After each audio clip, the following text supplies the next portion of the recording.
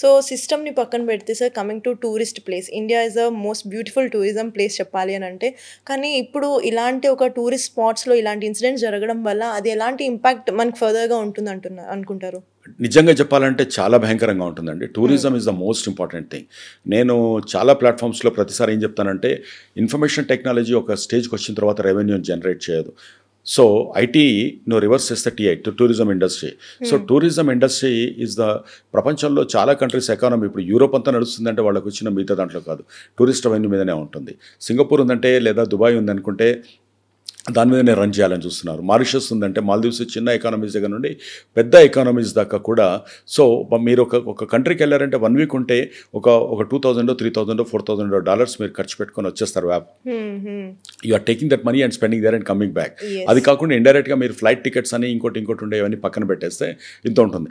అక్కడే ఉన్న మనిషి ఆ నెలంతా ఖర్చు పెట్టేది 4 రోజుల్లో మీరు ఖర్చు పెట్టి బ్యాక్ వస్తారు. అంటే just imagine what kind of economical support to that particular economy. So India ఇంత బ్యూటిఫుల్ కంట్రీ, మన నార్త్ ఈస్టర్న్ స్టేట్స్ తీసుకున్న సదరన్ స్టేట్స్లో ఉన్నటువంటి మన టెంపుల్ టూరిజమ్స్ లేకపోతే న్యాచురల్ బీచెస్ అన్ని తీసుకున్నా కూడా, లేదా మన గోవా లాంటి ఒక అడ్వాన్స్డ్ ద మిక్స్డ్ కల్చర్ ఉన్నటువంటి బ్యూటిఫుల్ ప్లేస్ని తీసుకున్నా, కాశ్మీర్ గ్లాసియర్స్ ఉన్నటువంటి కాశ్మీర్ను తీసుకున్నా కూడా ఎంత అందమైన ప్లేసెస్ అది. అంటే ప్రపంచాన్ని హోల్ వరల్డ్ని మనం ఇక్కడ చూడొచ్చు. బీచెస్ లాంటివి, కరేబియన్ ఐలాండ్స్ లాంటిది కానీ మనం ఇలాంటివన్నీ కూడా మన దగ్గర కింద మనం వెళ్ళి చూడొచ్చు. మనం బయటకు వెళ్తూ ఉన్నటువంటి కనపడనటువంటి బ్యూటిఫుల్ టెంపుల్ టూరిజం మనం ఇక్కడ చూడొచ్చు. అండ్ ఫోర్ట్స్ కానీ ఇదంతా కూడా మనం యూరోప్లో వెళ్ళేసి అక్కడ ఏదో డిస్మాంటిల్ చేసి దాన్ని చూసి ఇలా అని చెప్పేసి ఏదో ఫొటోస్ తీసుకొని వస్తుంటాం మనం. అంతకంటే అసలు అమేజింగ్ ఫోర్ట్స్ మన దగ్గర ఉన్నాయి. సో అలాగే గ్లేసియర్స్ ఉన్నాయి. సో యూరోప్లో ఉన్నటువంటి గ్లేసియర్స్ కంటే మన అందమైన గ్లేసియర్స్ మన దగ్గర కూడా ఉన్నాయి.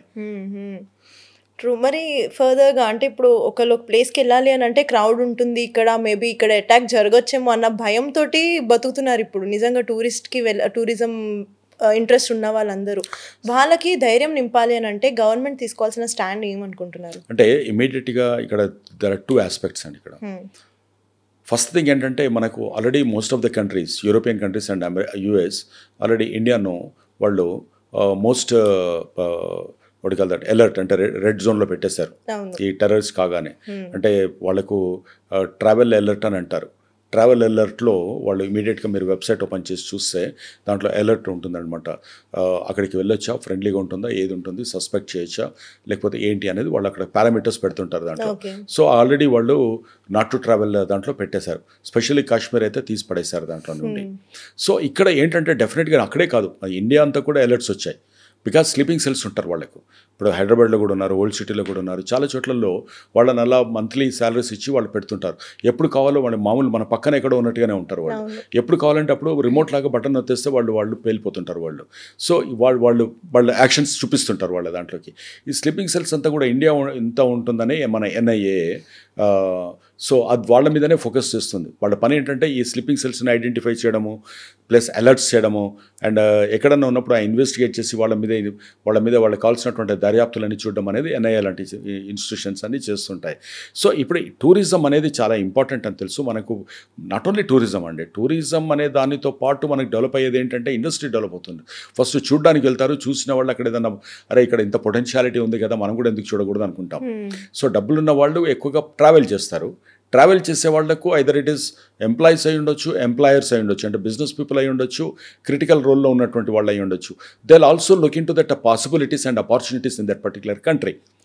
సో ఆ అవకాశాలన్నీ మనకు పోయి ఉంటాయి. బట్ ఇప్పుడు ఉన్నప్పుడు ఇమీడియట్గా మనకు టూరిజం కాశ్మీర్లో రావాలంటే ఇమీడియట్గా రాకపోవచ్చు. Because now our object is strike on Pakistan, strike on terrorist camps, remove, clean it up, complete clean చేయండి and gain the confidence. Local support ఏదైతే వాళ్ళకి దొరుకుతుందో వాళ్ళని మనం ఎడ్యుకేట్ చేయాలి. అక్కడ ఉన్నటువంటి ఇన్ఫ్లుయెన్సర్స్ను వాడాలి. అక్కడే కొంతమంది Tollywood and Bollywood and sports personalities అందరితో అక్కడ వెళ్ళేసి వాళ్ళతో కలిసి ఉండేలా చేయాలి. వీఆర్ వన్, అంటే మన పెద్ద ఫ్యామిలీ అనేది వాళ్ళకు ఒక కాన్ఫిడెన్స్ వాళ్ళకి ఇవ్వగలగాలి. మీరు అటువైపు కంటే ఇటువైపు చూడండి. బికాస్ ఎడ్యుకేషన్ లేక, పావర్టీ, వీటన్నిటినీ కూడా వాళ్ళు ఒకవైపు మతాన్ని రుద్ది, ఓకే, సో దాన్ని వాళ్ళు అట్రాక్ట్ చేస్తున్నారు. సో జిహాదీ అనేది కానీ లేకుంటే హోలీ వార్ అనేది కానీ, లేదా మనం ఒకటి అనేది కానీ, మనకున్నటువంటి కల్చర్లో మనం సపరేట్గా ఉండాలనేటువంటి ఒక నారో మైండెడ్నెస్ను వాళ్ళు అక్కడ తీసుకొచ్చి వాళ్ళు దాన్ని అట్రాక్ట్ చేయడానికి ప్లాన్ చేస్తూ ఉన్నారు. 80 years నుంచి జరుగుతున్నటువంటి దుర్మార్గం ఇదే. సో ఇంకా అది మారాలి. మనం ఇక్కడ చదువుకున్న పిల్లలంతా యూఎస్ పోతున్నారు, ఇంకో దగ్గరికి పోవాలని కోరుకుంటున్నప్పుడు ఇలాంటి నారో థింగ్స్ ఉండకూడదు. మన పర్ క్యాపిటా ఇన్కమ్ పెరగాలి, మన పిల్లలకు మంచి ఎడ్యుకేషన్ ఇవ్వాలి, మనం కూడా ఒక మంచి హెల్దీ లైఫ్ స్టైల్లోకి వెళ్ళాలనేటువంటి ఆలోచన మన గవర్నమెంట్ ఇవ్వాలి, పబ్లిక్ ఇవ్వాలి, అండ్ సోకాల్డ్ ద సెలబ్రిటీస్ కూడా ఆ బాధ్యతగా తీసుకొని అక్కడికి వెళ్ళి ఇవన్నీ మనం చేయాల్సినట్టు అవసరం ఉంది అక్కడ. True sir. అండ్ మీరు ఇందాక అన్నట్టు గవర్నమెంట్లో మల్టిపుల్ ఆస్పెక్ట్స్ ఉంటాయి. వెంటనే ఏది ఇప్పుడు సిస్టంలో చేంజెస్ అనేవి జరగకపోవచ్చు. కాబట్టి యాజ్ ఇండియన్స్ మనం కూడా కొంచెం ఈ ట్రావెల్ సిస్టమ్స్కి కానీ కొద్దిగా మనకున్న అవేర్నెస్లో మనం తీసుకోవాల్సిన జాగ్రత్త, మనకు ఉండాల్సిన యూనిటీ, మనకు ఉండాల్సిన హ్యుమానిటీని కూడా మనం చూపించుకునే టైం వచ్చింది. కాబట్టి మనం కూడా కొన్ని ప్రోటోకాల్స్ని ఫాలో అవ్వకుంటూ ఉందాము. సో కొంచెం బ్యాడ్ ఫేజ్ అని అనుకుని. And one final question sir, in this situation మనకి అంటే హిందూ ముస్లిమ్స్ అని గొడవలు అవుతుంటాయి, మతభేదాలు ఇవి ఎప్పుడు రన్ అవుతూనే ఉంటున్నాయి. కానీ ఎప్పుడైతే ఇండియా దగ్గరకు వచ్చేసరికి మీరు ఇందాక అన్నట్టు అందరూ ఒకటైపోయారు కదా. సో ఇలాంటి ఒక దాన్ని ఏమంటారు జాతీయ చైతన్యం కానీ, పీపుల్లో ఒక అవేర్నెస్ని కానీ క్రియేట్ చేయాలి అని అంటే మీ సైడ్ నుంచి మీరు ఏం సజెషన్ ఇస్తారు? నేను right from the day one, అంటే నేను నా ప్రొఫెషన్ స్టార్ట్ చేయకముందు నుండి ఇప్పటి వరకు కూడా సాలిడారిటీ రన్స్ అని చెప్పేసి రకరకాలుగా మనం చేస్తూ వస్తున్నాం. మనకున్నటువంటి national days 15th August and 26 January అనేది పిల్లలకు, స్కూల్ పిల్లలకు సంబంధించిందని అయిపోతుంది. చాలా స్కూల్స్లో ఈ మధ్యలో అసలు అది కూడా తీసేశారు. That is also it's just a name sake, ఏదో హాలిడే ఇచ్చి వదిలిపెట్టేలాగా ఉంటుంది. బట్ ఆ నేషనాలిటీ అనేది అది బ్లడ్లోకి వెళ్ళేలాగా గవర్నమెంట్ కూడా దాన్ని, అంటే ఒక 26 January 15th August రోజు ఓన్లీ ఫ్లాగ్ హోస్ట్ చేస్తున్నప్పుడు అదేదో టీవీలో పెట్టేసి ఆ రోజు హాలిడే కింద కాకుండా ఇట్ ఈస్ అ ఫెస్టివల్. ఒక రంజాన్ను, లేకుంటే ఒక బక్రీద్ను, లేకుంటే ఒక దసరా, దివాళీ లేదా క్రిస్మస్ను మనం ఎలా సెలబ్రేట్ చేసుకోవడానికి ముందు నుంచి ప్రిపేర్ అయి ఉంటామో, ఆ నేషనల్ హాలిడేస్ను, భారతీయత అనేది what is such a beautiful feeling ఉంటుంది అది. సో దానికి సంబంధించినటువంటి కంటిన్యూస్ యాక్టివిటీస్ మమైకంచడం, అంటే ఈ బార్డర్ డిస్ప్యూట్స్ కానీ, స్టేట్ల మధ్యలో ఉన్నది కానీ, లాంగ్వేజ్ మధ్యలో ఉన్నటువంటిది కానీ, రిలీజియన్ మధ్యలో ఉన్న వాటిని కానీ, వీటన్నిటి చేయడానికి దీనికి ఒక సపరేట్గా మనకు హ్యాపీనెస్ మినిస్ట్రీ అని వేరే కంట్రీలో ఉన్నట్టుగా ఈ ఇంటిగ్రిటీ కోసం ఒక సపరేట్ మినిస్ట్రీ అనేది ఒకటి ఉండాలి. దీనికి ఒక సపరేట్ బడ్జెట్ ఉండాలి. ఎందుకంటే ఎప్పటిదాకా అయితే ఇది ఉంటుందో, ఈ బ్యారికేడింగ్ ఉంటుందో, అప్పటిదాకా మనకు మధ్యలో కావాల్సినటువంటి ఆ చిన్న పాకిస్తాన్ అందులో అన్ని గొడవలు పెట్టుకొని మన ఇండియా నిద్ర లేకుండా చేయగలుగుతుంది. వాళ్ళు సక్సెస్ అవ్వగలుగుతున్నారు. అక్కడ వాడు వచ్చి అడిగి టార్గెట్ కిల్లింగ్ అని అంటున్నాం మనం, నువ్వు హిందువా అని చంపేస్తున్నాడని. వాడు దానికి ఒక పర్పస్ ఉంది. వాడు హిందువా ముస్లిమా కాదు, ఒక హిందూ అనగానే మనకు మధ్యన గొడవ పెట్టుకోవడానికి అదొక ఓకే అడ్వాంటేజ్ తీసుకుంటున్నారు. వాళ్ళు ఏం చేస్తున్నారు మళ్ళీ ఇంకోటి, అది మేం కాదు, పాకిస్తాన్ ఇచ్చి రాలేదు, కాశ్మీర్ వాళ్ళే అలా వెళ్ళి చంపేస్తారు వాళ్ళకి ఆజాదీ కోసం అనేది ఇంకొకటి తీస్తున్నారు, మార్చేస్తున్నారు, ఇంటర్ప్రిటేషన్ చేంజ్ చేస్తున్నారు వాళ్ళు. సో అక్కడ మనం సక్సెస్ అవుతున్నప్పుడు మనం దానికి కౌంటర్గా మన దగ్గర జరిగింది ఏంటంటే, వీఆర్ ఆల్ వన్. అసలు నీ దేశం నువ్వు చూసుకోరపోయి మాకు వచ్చి మాతో అనకు, వీఆర్ ఆల్ ఇండియన్స్ అనేది అందరం కలిసి రోడ్డు మీదకి వచ్చాం. ఈ రోజున హిందూ, ముస్లిం, క్రిస్టియన్ అందరం కలిసి వచ్చాం.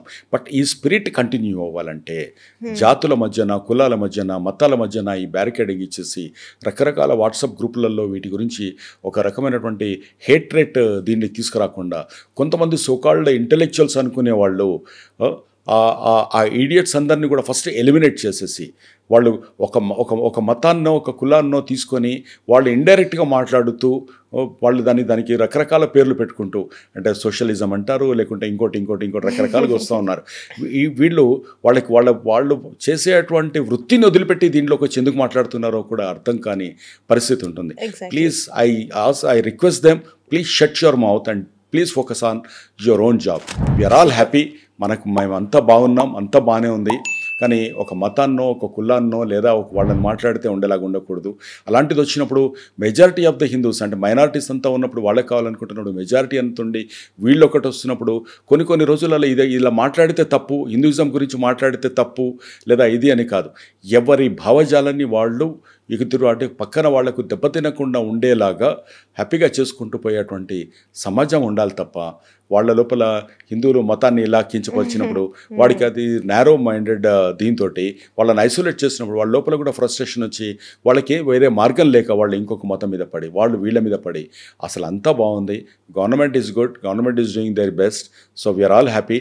Please I request, shut your mouth and don't do make such statements అని చెప్తాను నేను. Super sir, super.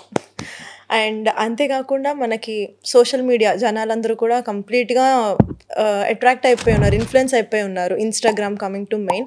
నేను ఇక్కడ ఎవరిని పాయింట్అవుట్ చేయట్లేదు, బట్ స్టిల్ మనం ఏంటి అంటే ఇప్పుడు రిపబ్లిక్ డే రోజున స్టేటస్ పెట్టామంటే అమ్మ వచ్చాడు వీడికి దేశభక్తి ఎక్కువైపోయింది ఈరోజే స్టేటస్ పెట్టారు అన్నది ఈ టైప్ ఆఫ్ డిస్కరేజింగ్ మీమ్స్ కానీ కొన్ని ట్రోల్స్ మనం చూస్తున్నాం.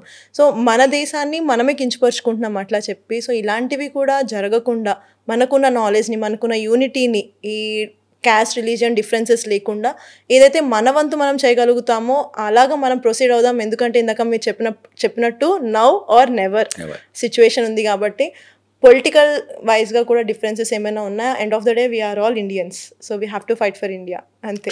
So this is the conclusion and thank you so much for this opportunity. Thank you.